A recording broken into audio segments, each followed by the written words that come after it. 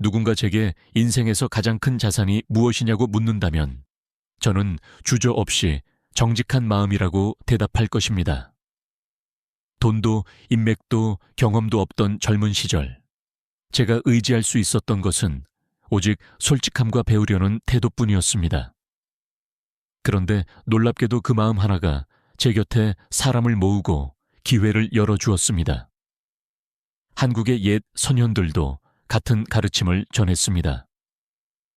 조선의 성리학자들은 아는 것을 안다고 하고 모르는 것을 모른다고 하는 것, 이 학문의 첫걸음이라 했습니다. 부끄럽다고 감추는 순간 성장은 멈추지만 솔직히 인정하는 순간 배움의 길이 열립니다. 저도 사업을 시작할 무렵 모르는 것이 있으면 숨기지 않고 잘 모르겠습니다. 가르쳐 주시겠습니까? 라고 말했습니다. 그 한마디가 상대방의 마음을 열고 신뢰를 쌓아주었습니다. 정직한 마음은 단순히 겸손을 넘어 더 나아지고자 하는 의지의 표현입니다. 실패했을 때 내가 부족했다라고 인정하는 사람은 다시 일어설 힘을 얻습니다.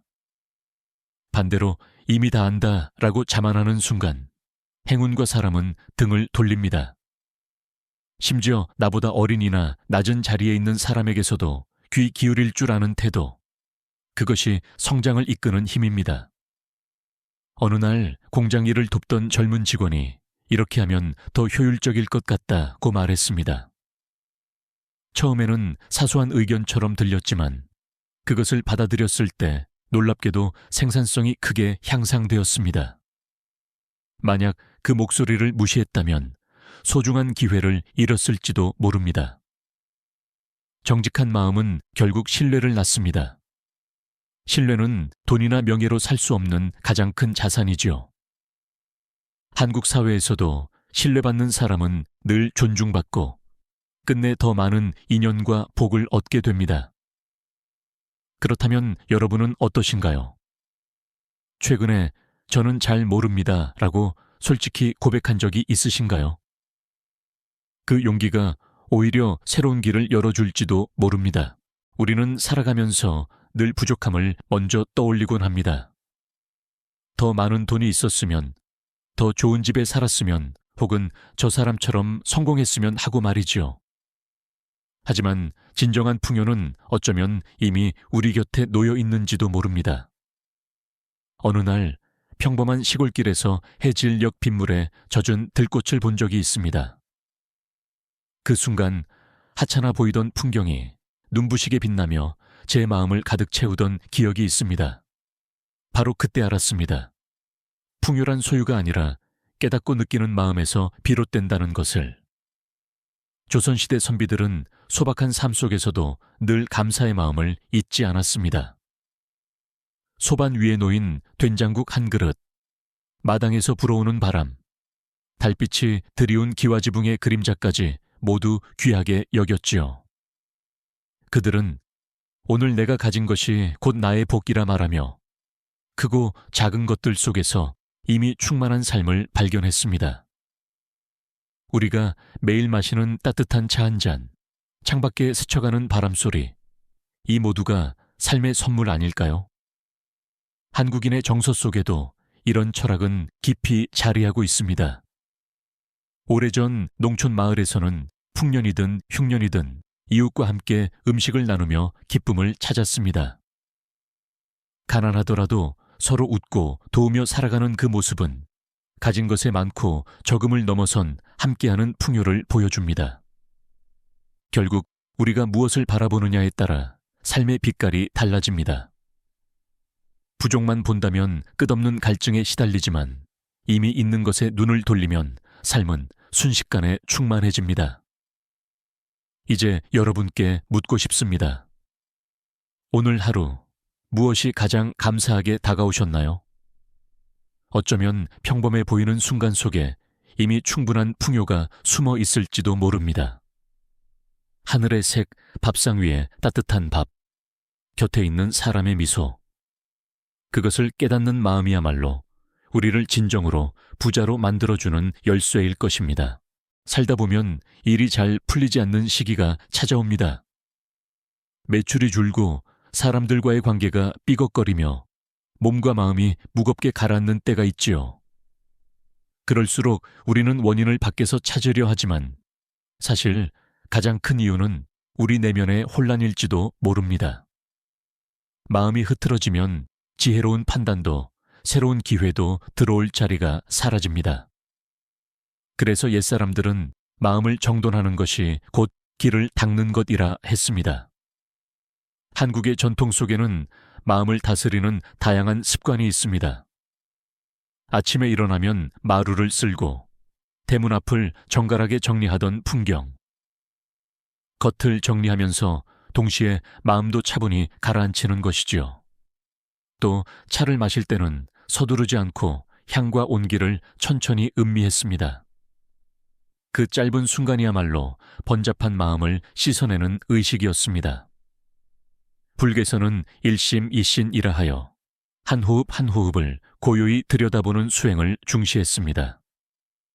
그 호흡 속에서 욕망과 불안이 잦아들고 평온이 깃듭니다. 저 또한 힘든 시기에 작은 습관을 만들었습니다. 아침 창을 열고 깊게 3번 숨을 들이마신 뒤 스스로에게 말합니다. 오늘 하루 살아있음에 감사합니다.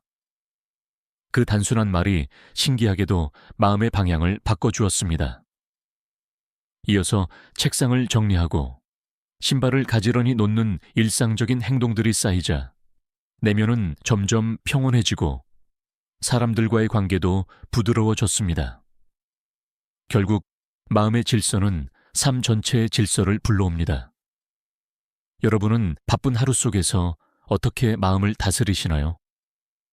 혹시 커피 한 잔을 내려놓고 향기를 천천히 맡는 순간, 아니면 잠시 눈을 감고 호흡을 고르는 짧은 시간이라도 있나요?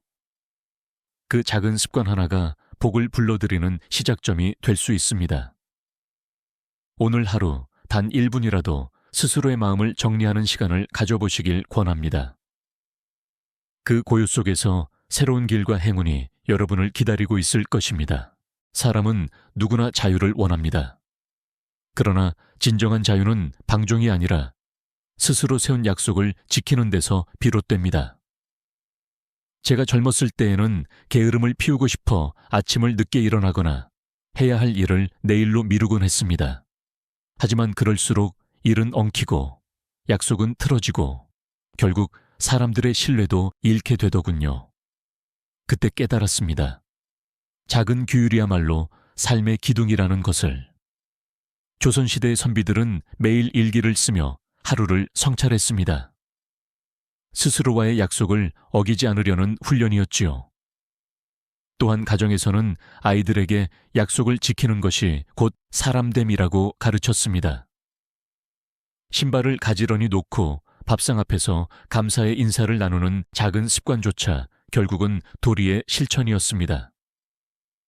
이런 생활 속의 규율은 단순한 형식이 아니라 자신을 다잡고 타인에게 믿음을 주는 힘이었습니다. 저는 작은 습관부터 시작했습니다.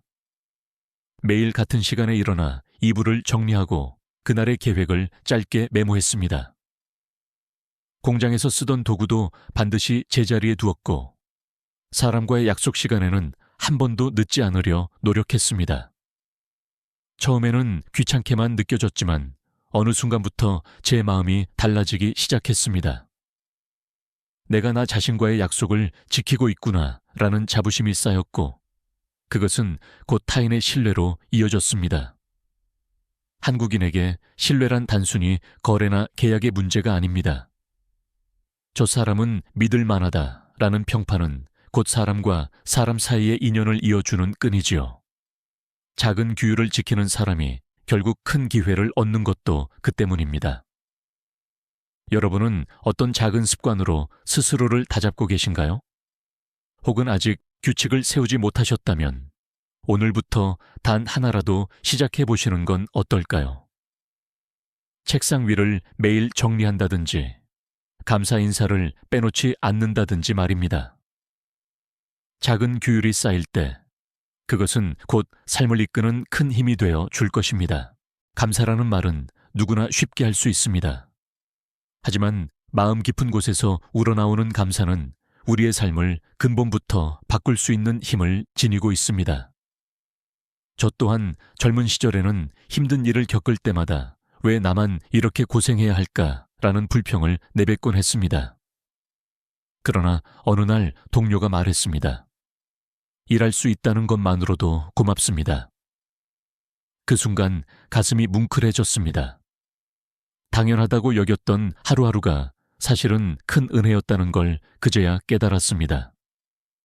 한국의 전통 문화 속에도 감사의 정신은 깊이 자리하고 있습니다. 우리는 흔히 정칭, 외문화를 이야기하죠.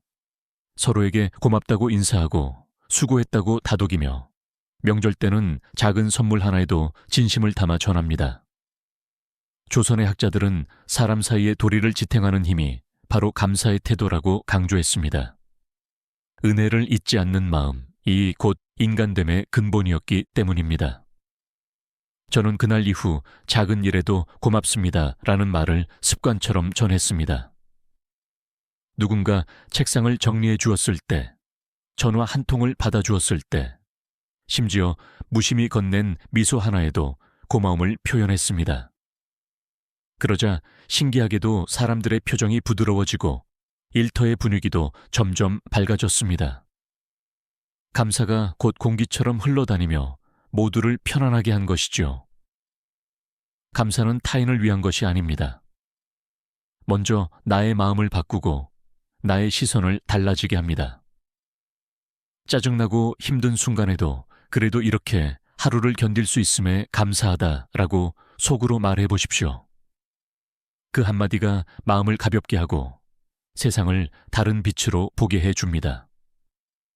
여러분은 오늘 누구에게 가장 먼저 감사 인사를 전하고 싶으신가요?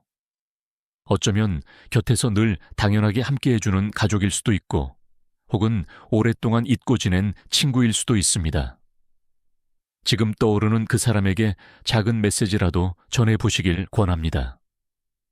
감사의 마음이 모이면 사람과 인연, 그리고 복이 저절로 여러분 곁으로 모여들 것입니다.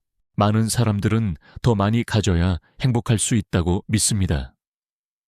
더 큰 집, 더 많은 재산, 더 화려한 경력. 그러나 삶의 본질적인 풍요는 더 있음이 아니라 이미 있음을 깨닫는 순간에 찾아옵니다. 저 또한 젊은 시절에는 늘 부족만을 헤아리며 불안에 시달렸습니다. 하지만 어느 날 달빛 아래 고요히 빛나는 논과 바람에 흔들리는 벼이삭을 바라보며 문득 이런 생각이 들었습니다. 지금도 충분히 행복하다. 그 순간 가슴 깊이 차오르는 충만함이 있었습니다. 한국 전통의 삶 속에는 이러한 철학이 늘 함께했습니다. 농촌 마을에서는 흉년이 들어도 이웃과 음식을 나누며 웃음을 잃지 않았습니다. 잔치도 소박했지만 서로 모여 앉아 밥 한 그릇을 나누는 순간이야말로 가장 큰 풍요였지요. 또한 옛 선비들은 큰 집이나 재물이 없어도 학문과 벗, 자연과 교유하며 만족을 찾았습니다. 오늘의 밥상, 오늘의 인연, 이 바로 진정한 부요라는 사실을 그들은 일찍이 알고 있었습니다. 저 역시 사업이 어렵던 시절, 화려한 성취는 없었지만 동료들과 함께 한 끼 식사를 하며 크게 웃었던 순간들이 여전히 가장 따뜻한 기억으로 남아 있습니다. 돈이 많지 않아도 서로의 마음이 나누어지는 자리에서는 오히려 가장 큰 만족이 피어났습니다. 이렇듯 풍요는 외부의 조건이 아니라 내 마음의 태도에 달려 있습니다. 여러분은 지금 어떤 것을 충분하다고 느끼고 계신가요? 가족의 웃음, 하루를 버틸 수 있는 건강, 따뜻한 집 한 채, 혹은 단순히 오늘 무사히 해가 지는 사실만으로도 충분히 감사할 수 있습니다. 진정한 풍요는 더 가져야 한다는 갈망을 내려놓고 이미 주어진 것의 가치를 알아보는 데서 시작됩니다. 그 깨달음이 있을 때 오히려 돈과 인연, 기회까지 자연스레 따라옵니다. 우리가 살아가면서 마주하는 수많은 선택과 결정은 결국 마음의 상태에 달려 있습니다. 아무리 재능이 뛰어나고 재산이 많다 해도 마음이 흐트러져 있다면 올바른 길을 보지 못합니다. 조급함에 휘둘려 잘못된 선택을 하거나 욕심에 눈이 멀어 후회할 일을 만들기도 하지요. 그래서 옛사람들은 마음을 가다듬는 것이 만사 완시의 근본이다라고 가르쳤습니다. 저 역시 큰 손실을 본 경험이 있습니다. 그때는 단지 이번 기회를 놓치면 안 된다는 조바심에만 사로잡혀 있었지요. 그러나 시간이 흐른 뒤 깨달았습니다. 차분한 마음 없이 내린 결정은 결국 나를 해치는 칼이 된다는 사실을. 이후로는 중요한 결정을 앞두고 늘 호흡을 고르고 제 마음이 평온한지 먼저 살펴보았습니다. 한국의 전통에서도 마음을 정리하는 습관은 중요하게 여겨졌습니다. 조선의 선비들은 매일 새벽 글을 읽기 전 잠시 눈을 감고 마음을 가다듬었습니다. 불교에서는 좌선 주오찬을 통해 번뇌를 씻고 성리학자들은 성찰 샹차이라 하여 하루를 돌아보는 시간을 가졌습니다. 이러한 습관은 단순한 수행이 아니라 곧 삶 전체를 바르게 이끄는 나침반이었습니다. 마음이 정리되면 관계도 달라집니다. 감정에 휩쓸리지 않고 상대의 입장을 헤아릴 수 있으며 신뢰는 그 순간 자라납니다. 반대로 불안정한 마음은 말과 표정에 드러나 곁에 있는 이들에게조차 불안감을 주지요. 한 사람의 평온한 기운이 가정과 일터 전체의 분위기를 바꿀 수 있다는 것은 우리가 오래전부터 경험해온 사실입니다. 여러분은 오늘 마음을 정리할 시간을 가지셨나요? 단 1분이라도 눈을 감고 스스로에게 묻는 겁니다. 오늘 나는 어떤 마음으로 살고 싶은가? 이 짧은 질문이 삶의 방향을 바꿀 수도 있습니다. 결국 마음을 정리한다는 것은 자신을 제대로 바라보는 일이며 그 습관이 쌓여 흔들림 없는 뿌리를 만들어줍니다. 그 뿌리 위에서라면 어떤 바람이 불어도 우리는 다시 일어설 수 있습니다.